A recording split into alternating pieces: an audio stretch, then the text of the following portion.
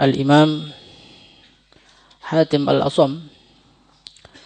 Beliau mondok di rumahnya Syekh Syakik Al-Balkhi selama 30 tahun. Maka beliau ditanya oleh gurunya, "Wahai Hatim, kamu mondok 30 tahun itu dapat apa?" Maka beliau mengatakan, "Aku mendapatkan 8 kesimpulan yang akan kujadikan sebagai pegangan hidupku." Apa kesimpulannya? Kesimpulan yang nomor 8 adalah aku melihat para manusia ini saling memusuhi satu sama lain. Bermusuhan karena tersinggung. Bermusuhan karena haknya diambil. Bermusuhan dengan berbagai macam alasan. Maka aku merenung apakah tindakan manusia itu benar apa tidak. Mereka saling musuhan satu sama lain itu benar apa tidak. Fata'ammaltu qawlahu ta'ala, maka aku mendapati firman-Nya Allah, "Inna syaitana lakum aduun fattakhiduhu aduwa." Sesungguhnya setan ini adalah musuh bagi kalian. Fattakhiduhu aduwa, maka jadikanlah syaitan itu sebagai musuh kalian. Fa'alimtu, maka setelah aku membaca ayat tersebut, aku jadi tahu. Ternyata yang boleh dimusuhi itu cuman setan. Tentunya setan dan bala tentaranya, setan banyak. Baik setan manusia maupun setan jin. Yang boleh dimusuhi hanya itu saja. Yang lain-lain nggak boleh dimusuhi. Masya Allah, ini betul-betul satu nasihat yang sangat-sangat penting. Di dalam kehidupan kita ini, sering kita ini bermusuhan. Hanya karena alasan-alasan yang sepele.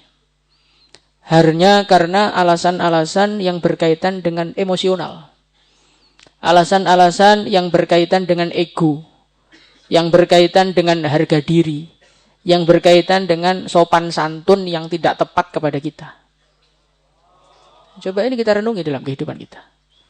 Orang marah sama temennya karena beda kelasnya, yang adik kelas kurang menghormati, langsung marah, langsung musuhan, langsung saling menjelekkan, langsung saling iri.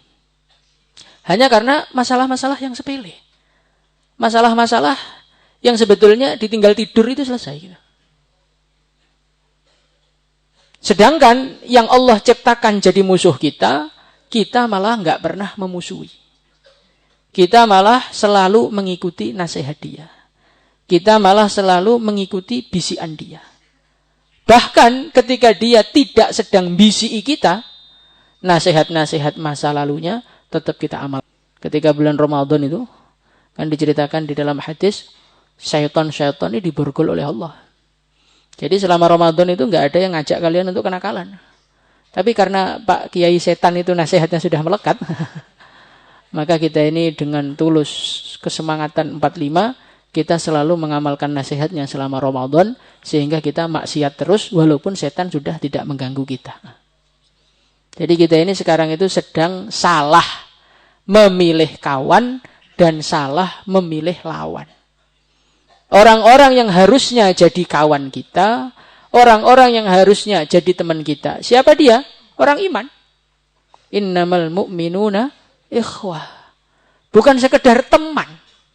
Di dalam Al-Quran Allah Subhanahu wa ta'ala ini mengatakan innamal mu'minuna ikhwah. Orang iman itu bersaudara. Orang iman yang seharusnya kita anggap saudara, malah dialah orang yang pertama kita musuhi. Coba kita renungi sekarang. Kita musuhan, kita sakit hati sama siapa? Sesama santri, sesama ustadz, sesama saudara, sesama tetangga. Yang mana itu semua orang iman. Ada orang itu yang asli kafir. Pemain bola malah kita idolakan. Permainannya kita ikuti. Kalau menang kita selamatan, syukuran, alhamdulillah. Coba ini aneh kan? Nah ketika seorang manusia ini salah di dalam memilih lawan dan salah di dalam memilih kawan, apa yang terjadi? Yang terjadi dia akan dihancurkan oleh kawannya dia, yaitu setan. Padahal kita ini punya tanggung jawab yang besar, yaitu memerangi setan dan bala tentaranya. Nah, untuk memerangi setan dan bala tentaranya itu kita perlu kerjasama. Nah, untuk kerjasama ini nggak boleh musuhan. Maka orang itu kalau pengen menang dari setan, termasuk syarat yang pertama, jangan musuhan sama orang Islam. Insya Allah ya. Nah, biar orang itu jangan musuhan bagaimana? Jadilah manusia yang suka memaafkan. Karena permusuhan itu berasal dari mana? Permusuhan itu berasal dari sakit hati yang tidak disembuhkan.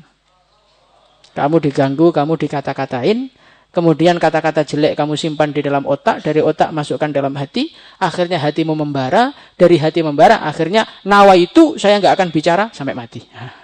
Nawa itu pokoknya selagi dia hidup akan saya ganggu. Jadi permusuhan itu bermula dari sakit hati yang tidak disembuhkan. Maka jadilah orang yang dikatakan dalam Al-Quran, alladzina yunfikuna fis sarra'i wad dharra wal kadhiminal ghaidha wal 'afina 'anil nas. Kalau jengkel ditahan, kalau ada orang salah dimaafkan. Ketika salah satu pihak telah memaafkan, maka permusuhan tidak akan pernah terjadi. Permusuhan itu terjadi ketika dua belah pihak membakar sakit hatinya, yang satu ngecenya diteruskan, yang satu sakit hatinya diteruskan, akhirnya wujudlah permusuhan. Tapi kalau yang satu memaafkan, nanti yang ngece lama-lama capek sendiri. Karena orang itu kan kalau ngece bahagianya ketika melihat yang diece berubah mukanya kan. Oh ya, kamu itu jelek mukanya, terus kita tersinggung. Nah, itulah kegembiraan dia. Tapi kalau diece, ya memang saya jelek, mau apa?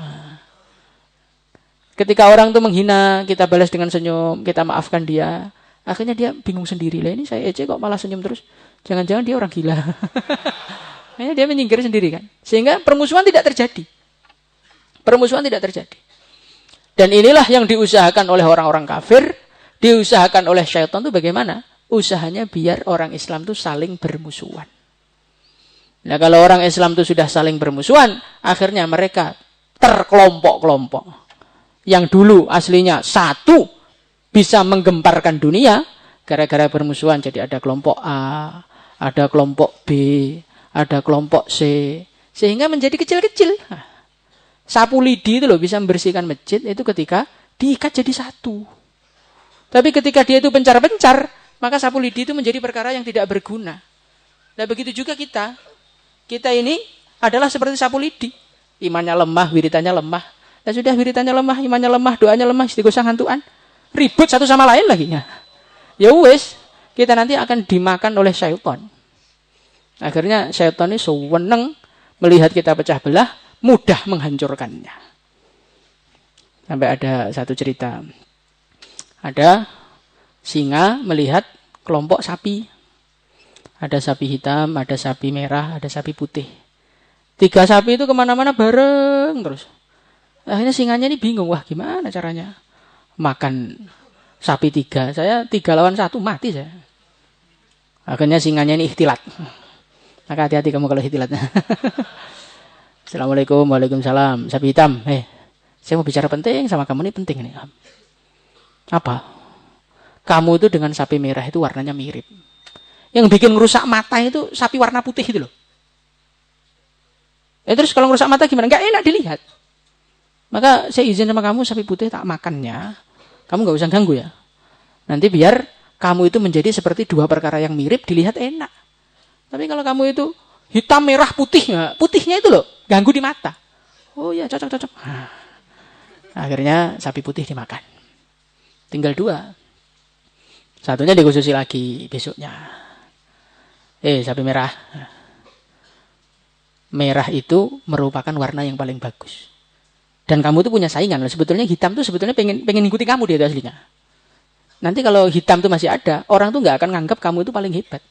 Maka hitam itu perlu dihilangkan. Terus gimana caranya menghilangkannya? Tak makan aja. Ya wis enggak apa. Makan. Kemudian besoknya lagi tinggal sapi merah. Sapi merah sekarang tinggal kamu mau saya makan. Maka sapi merah baru sadar, oh, ternyata kamu itu sudah memakan saya sejak sapi putih saya izinkan untuk kamu makan. Orang Islam itu kayak begitu sekarang.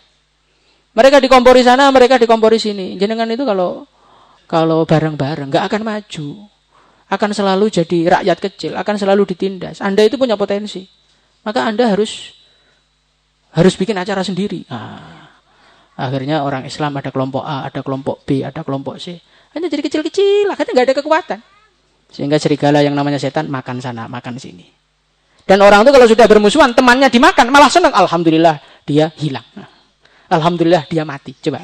Orang itu kalau musuhan, musuhnya mati itu gembira atau senang? Gembira atau susah? Orang iman itu kalau saudara Islamnya mati kan seharusnya susah kan? Tapi ketika musuhan, saudara Islamnya mati, malah alhamdulillah dia sudah dicabut nyawanya oleh Allah. Kan seharusnya orang iman itu innalillahi wa inna ilaihi rajiun. Gara-gara musuhan, nuruti kata setan, kita malah mengatakan alhamdulillah. Innalillahnya ganti alhamdulillah, ini kan aneh. Tapi itu nyata gitu loh. Maka orang Islam itu pokoknya jadilah pemaaf, jadilah penyabar, lebih baik babak belur tapi bersama daripada sendiri-sendiri berantem akhirnya malah dimakan setan semuanya.